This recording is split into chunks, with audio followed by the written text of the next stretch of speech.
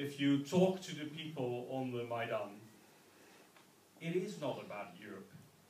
Maybe it started off as a protest movement against the then President Yanukovych not signing the EU association agreement, but it was about something else. It was about regular Ukrainian people standing up against a political class, a political regime based on corruption, on not listening to the people, on not having the welfare of the people and their own self-determination, you know, as the number 1, 2, and 3 on their list of priorities. And if people stand up for these very basic values, I really believe that we as Europeans, not as members of the EU, but we as Europeans should be there to support them. So not be there to support them, you know, fight for an EU association agreement, but we should be there to support them, fight for your freedom and fight for your right to have people, you know, to elect politicians that actually do have the welfare of the Ukrainian people as their first priority. And, you know, whatever words were chosen by Mr. Verhofstadt or all the finger pointing of Mr. Van Balen that was ridiculed in this country as well. It's not about that. It's standing up for very basic values, and that is actually why I think the Ukrainian example, or the Ukrainian war, it does touch us, you know, in the very heart of our values. The Russians started worrying very much about EU influence in countries like Ukraine, in what we tend to call our common neighborhood, but they wanted to see this first and foremost as their near abroad, as a special zone of influence for Russia.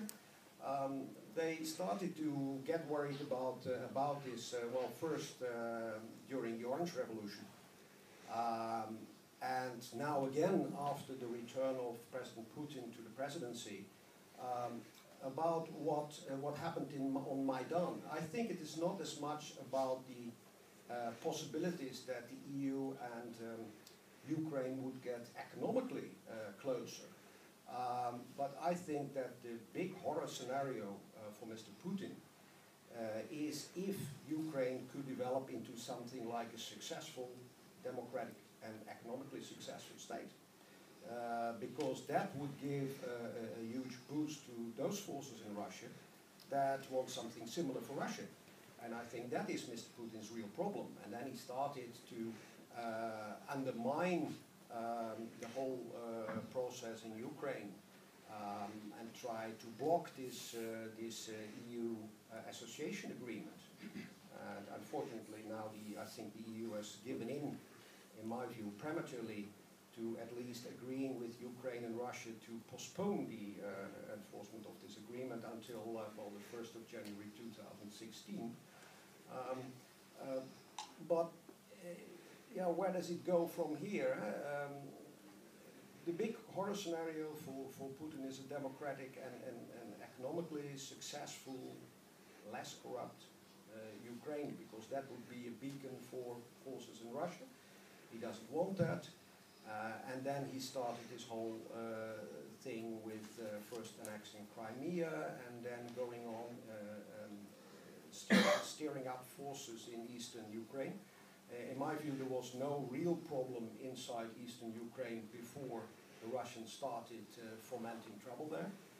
There were maybe some smaller problems, and now the situation may have changed. Part of the population may think differently from before the crisis. But I think it is not a homemade crisis, it's a crisis imported from Russia, with Russian people, with Russian personnel, and that causes another problem because from the first start of this crisis, Mr. Putin has been lying to Angela Merkel, to Obama, first about the Crimea, there were no Russian soldiers, then about eastern Ukraine, also there was no Russian involvement at all, and he keeps lying about this till this very day. And this raises the question, how can you trust someone to make, at this moment, any deal at all, including on, well, postponing the getting into force of this EU-Ukraine agreement, which somehow contributes contributed to well, to an escalation of this crisis because it opened a real prospect for Ukraine in another direction than Mr. Putin wanted. He wanted them into this new Eurasian Union of his, which is a kind of, well, new Russian Empire, basically, in another way. I mean, it's not the Soviet Empire. Thank you. Would you like to respond very quickly to the history question, or? Yeah, well, the suggestion, I think it's a very good suggestion that there should be a broad discussion about, well, common history, joint history. Partly this is done by organizations like Euroclio, which is the European-wide organization of history professors. And there are also some people active from Russia in these discussions. We even had some small seminar here inside the Netherlands during the Netherlands-Russia year, which included history teachers and people who worked on history books in Russia. There's a lot of these questions also connected to, well, joint history, well, history of the Molotov-Ribbentrop Pact, present-day consequences about that. Very difficult questions, but there is a podium, and I hope that these Russians who were participating, that they are still able to participate, and that they can still go and speak their mind, because, well, some history professors who spoke out against, for example, the annexation of Crimea were fired and lost their jobs. Thank you. I'm going to take two questions. There was one over there and the lady with the pink t-shirt. Simple and short. It was killed a lot of people in Ukraine. It was more than 10,000 people. And there is no protest. In Ukraine, official killed now 10,000 people, maybe 20,000 people is official, yes. And Russians and Ukrainian people. And there is no broad protest in Europe and the world against this war. It's Ukrainian-Russian war. And I want to ask, when is Europe and world wake that is up and to recognize that is real European war? And what is the, do we have hope that Mr. Putin either will be prosecuted in tribunal? Yes. I don't know if it's 10,000 or 20,000. That is the honest answer. I think from the UN, the numbers that have been confirmed are just above 2,000 actually, so much lower, but in a way it doesn't matter, because we are very much aware that there is a serious war going on in the eastern part of Ukraine. Should we protest against that? Maybe we should, but you know, if you go out to protest against something, you need to know what your demands are. And I think what we hope for is for Ukraine to remain a country as a whole, a united country. But we know, because in the end politics is about pragmatism, that first thing that is needed is some sort of ceasefire agreement, because we want, you know, this war to stop. So that's one thing. I had no idea, by the way, where your question was going to, because there are also people that very much blame the government in Kiev for what's going on there. But I understand that you blame the Russians mostly for what's I think it was stated that both sides committed crimes. It was officially reported by UN. Yeah. Well, I mean, it's a war, isn't it? And I'm sure terrible things are happening there. One remark and one question. I'm a historian myself. I resent a bit the story of Mr. David Slater and the pretension that when we know the facts, that truth will be known and that there will be one truth that will guide our future, so to say. I'm a student from Geil in Utrecht. He said history is a discussion without end. So you said every nationalist assumption that history will lead to the truth, and when it comes to Lithuania, there are also different interpretations about Lithuanian history. When does history start? What do you take as point of departure for your nationalist ideology? That's one thing. Yes. Other thing is that when it comes to the whole discussion about Russian identity, Russian nationality, Russian nationalism, I think that it's a question for Michiel Savas and for Tony van der Tocht. When it comes to Russia, I think there's the problem we have is that the West is confronted with Putin, who has a vision of Russia. We like it or not, but on the other hand, there is a vision. In Europe, there's only difference. There is no vision, there's only pragmatic attitude. And in the back, there is the United States, who is constantly interfering in different situations in the world. Because economic positions are shifting, that also means that political issues are different. And America is as unreliable, I think, as Soviet Union or Russia is at the moment as one thing. And when it comes to our real problems, I think the real problems we have in Europe and in Holland at the moment are caused by the United States, because we're still in a crisis caused in the United States in the 1990s. So for me the question is, what vision do the politicians have when it comes to Europe in relation to Russia, and when it comes to a real vision, and not only pragmatic attitudes when it comes to sanctions, for instance, which are, for me, short-sighted sanctions, short-sighted pragmatic politics, which reflect no vision at all, maybe for underlying. You still have hope, because you said before that there's no vision, and now you ask whether there's a vision, so I'm very curious. Thank you. But I wasn't sure if you were asking for a vision for Russia or a vision of how we deal in this crisis, because I mean, it's about a vision on Europe between Russia and the United States. Right. I'm a European, so I very much believe in that we should take our own positions in lots of affairs, be it about the future of these countries, Ukraine. We could also talk about Moldova or Georgia. We should take our own positions there. When it comes to energy, even when it comes to the Middle East, I really believe that the European Union should always have, take its own responsibility, make up its own mind. Having said that, I don't recognize, but maybe we can discuss it after this meeting, your notion about the US being just as severe a threat to Europe as Russia is. Not a threat, a problem. A problem, whatever.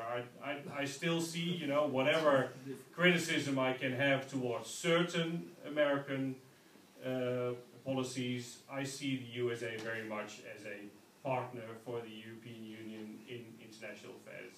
I see them as a vital partner in the alliance that we have in NATO. It doesn't mean that we shouldn't make up our own minds on important affairs, but I don't see them as a problem or a threat as such. Okay, thank you. Other aspects or questions that you would like to answer, comment on? Well, I very much agree with my partners in this discussion, but I just, when it comes to the United States, and taking into account that 75% of all the NATO military capability and powers lies in the United States. So for us, Lithuania, it's the existential question to have strong transatlantic link. And definitely for us, it is extremely important to have very strong transatlantic link with the United States. And well, it's basically the power that can very soon, in the very not too far scenario, not the scenario that is not the very distant future, can really pose significant cost to potential Russian aggression. So that's for us, it's an existential question.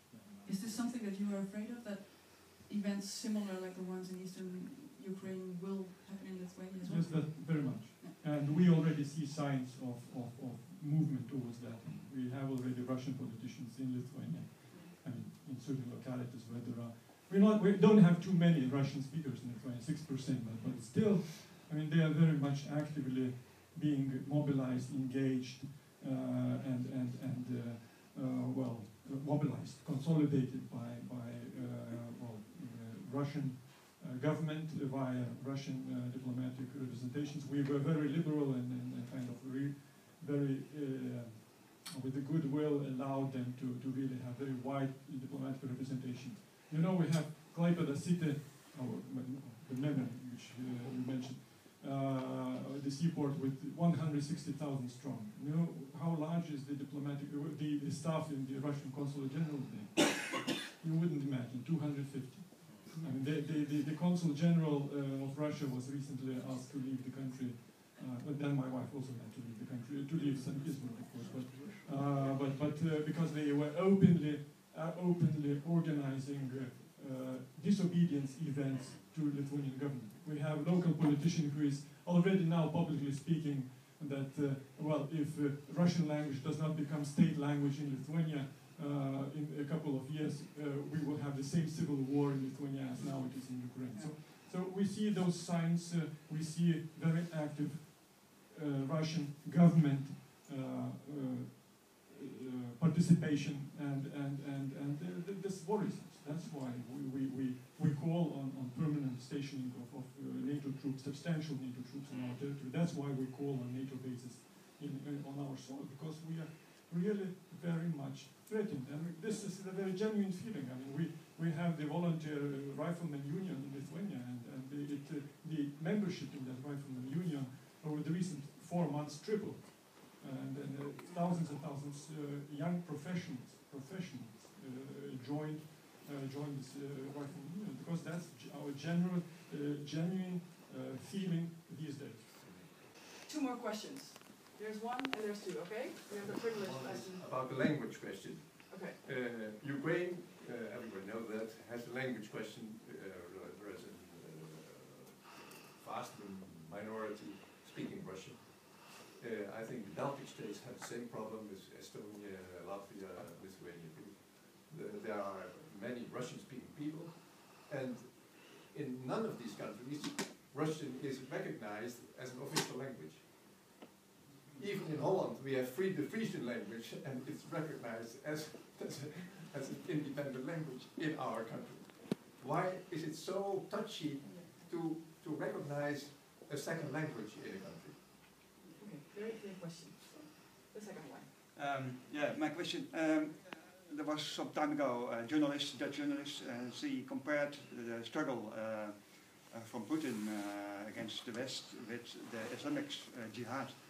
She said this war for Putin is not a war against Ukraine. It's a war against Western values.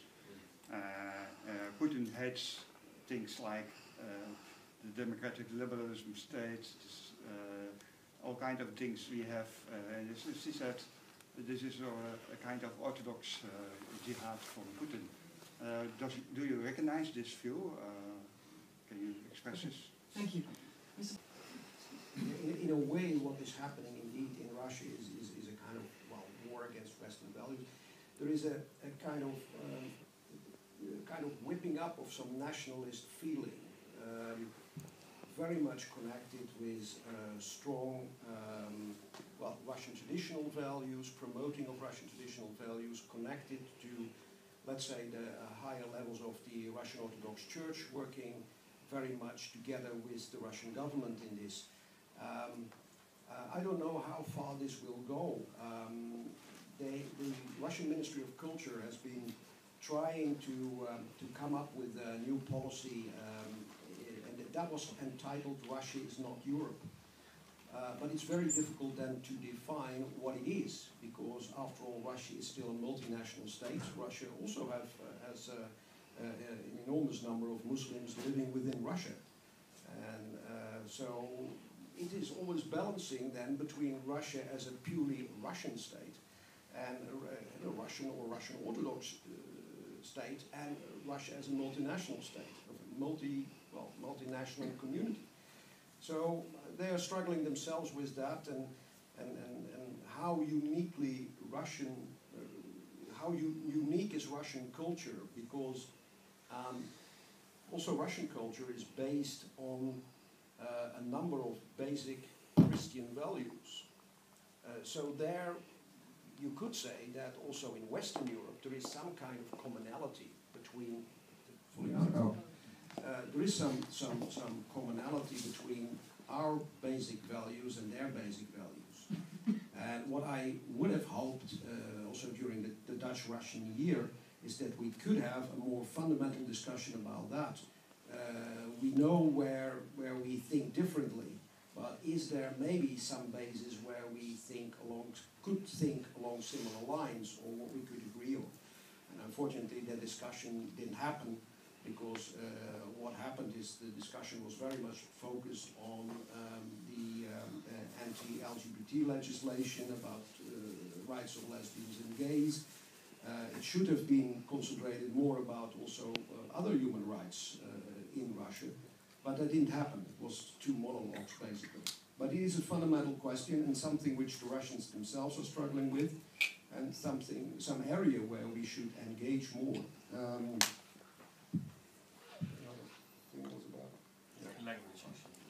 The language issue, yeah. Well, I think that in Ukraine, this was at the beginning of the Maidan revolution. It was handled in a way not very appropriately. The parliament accepted, skipped Russia as a Russian language, as giving it a special status. Later, the president refused to sign that treaty into law, and now we are back to square one, and it only helped the crisis to escalate somehow. I think about, well, the status of languages in the Baltic states. You're more an expert on that, but also I think you're more of an expert on how the Russians manipulate this question, or try to use this question into something else. Maybe.